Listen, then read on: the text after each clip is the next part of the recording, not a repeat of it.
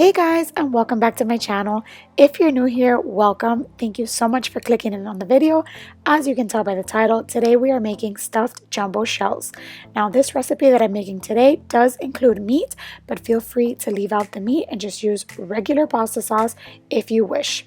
Now I know a lot of you on my Instagram have been asking for me to share my lasagna recipe, and I promise you that that is coming in a future video, but like I told you guys, this recipe is fire. To me, these are so much simpler to throw together and they are absolutely incredible. They are a family favorite for sure, and I can't wait for you guys to give them a try. And by the way, if you don't already follow me on Instagram, I'm going to leave it right down here. I post daily there and I do a lot of tips and tricks. I do my lives, so definitely follow me there if you want some more content. And of course, give this video a thumbs up if you enjoy the recipe and click that subscribe button if you haven't already. Now without further ado, let's get into the recipe. As always, I will be leaving all the ingredients and their measurements in the description box below. But for this recipe, you will need a box of jumbo shell pasta, the meat of your choice. I used ground turkey, some extra virgin olive oil, some garlic salt, some parsley flakes, dried oregano, some basil leaves, some chopped up onion and garlic, some tomato paste, tomato sauce works well, 1 egg, a little bit of red wine, some ricotta cheese. You're also going to need 2 8-ounce bags of shredded cheese. I used Parmesan and mozzarella, and I forgot to add it here, but you will also need a jar of your favorite pasta sauce. So what's a good pasta recipe without a little bit of wine, right? So cheers to you guys if you're having a drink while you're making this with me. Now all I did was, in a small pot, I took some extra virgin olive oil and I'm cooking down my ground turkey. Actually, I forgot to add in my sofrito, my green pepper, and my onion and my garlic. Yeah, that usually goes first with my tomato paste, and I make my sofrito. If you want a more in-depth video of how I make a picadillo very similar to this, I'll leave the video right up here. But basically, I throw in my sofrito, which is my onion, my garlic, my green pepper, my extra virgin olive oil, and my tomato paste first. And once that simmers down a little bit and sautés, then I add in my ground turkey and then the seasonings. But anyway, this day I made it work and I just did it a little bit backwards. So all I did was add in some tomato paste, and since I'm using tomato paste to kind of get it flowing a little bit better, you're going to see me add in a splash of my favorite red wine, the Ménage à Trois Silk. I talk about it all the time. I love it. So I just add about a splash of that just to get things moving. Once my ground turkey was almost completely cooked through, I went ahead and added another splash of wine. I did want this to have a little bit more liquid, and I went ahead and added a little bit more garlic salt to taste. Sorry guys, I can't help it. If you're a true subscriber, you know that I eyeball the majority of my spices and I just taste as I go. So once my ground turkey was cooked through, I just set that aside and filled a large pot of water, and I added some salt to it, and then I just set it to high for the water to boil. Once the water was boiling, I went ahead and added in all of my jumbo shells. Now, you won't use all of your jumbo shells, but I definitely recommend making the entire box just in case you have some that break. Our pasta should be done cooking anywhere from 12 to 15 minutes, but while we wait for that, we're going to go ahead and make our ricotta cheese filling for our jumbo shells.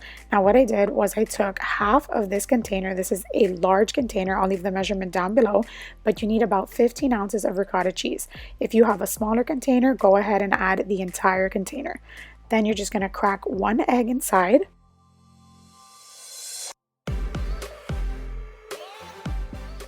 And you're going to add about half of this 8-ounce bag of Parmesan cheese. Feel free to add some parsley to this, some salt and pepper if you wish, but for me, this is just perfect. Now once you've added all of your ingredients in, just go ahead and give this a quick mix. You want this to get all nice and combined. It's going to be smooth, creamy, cheesy, and perfect to fill our shells with.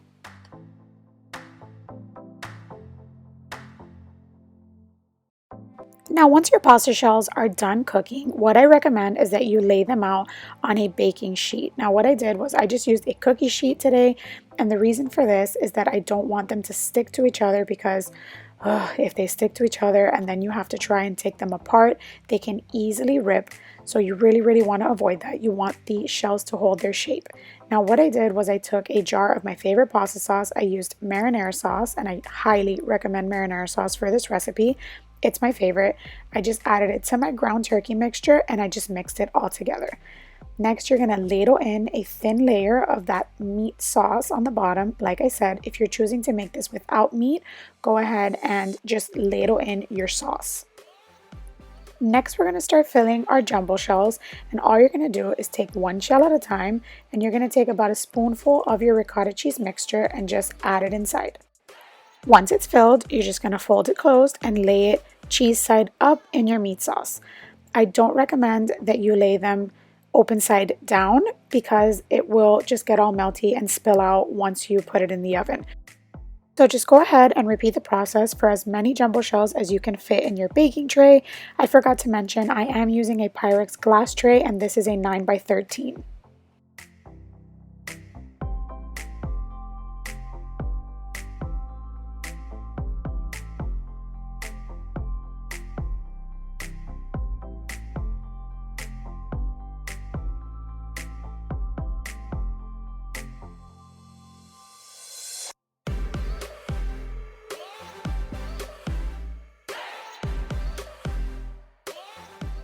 So once you've added all your stuffed shells to your baking tray, it should look something like this. This is how many I got.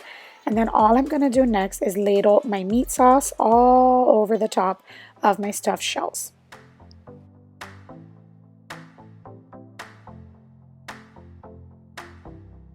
And now comes the best part, the cheese. We're gonna go ahead and add the remainder of our Parmesan cheese bag, so about 4 ounces. Feel free to add more if you'd like. You can't go wrong with more cheese in this recipe. And then we're also going to go ahead and add our shredded mozzarella.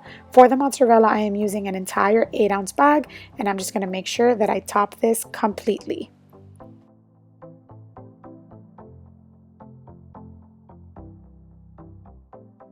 Once you've topped your pasta with all your delicious cheese, you're going to go ahead and put this in an oven preheated to 375 degrees, and you're going to bake this for 20 to 25 minutes depending on your oven. Now what I like to do at the end is turn it on to broil for about 2 to 3 minutes, just so that cheese gets nice and bubbly, and this is what it should look like when you take it out of your oven. Trust me on this, guys. This is pasta heaven, and you will be wanting to make this recipe on a weekly basis in your house. Please do give this a try. And one of the best things about this recipe is that it feeds about 6 people, maybe more, depending on portion sizes. So if you are having a family dinner or a family get together, this is definitely the meal that you want to bring. It will look like you spent hours in the kitchen when you really didn't. And trust me, guys, this is going to be a showstopper.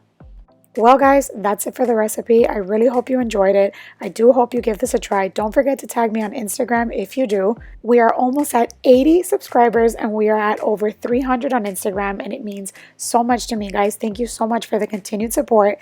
As always, thank you so much for spending time with me. Thanks for clicking in on the video. Give this video a thumbs up if you liked it, and subscribe so you don't miss any of my future videos. I wish you all a beautiful week, and I'll see you in the next one. Bye!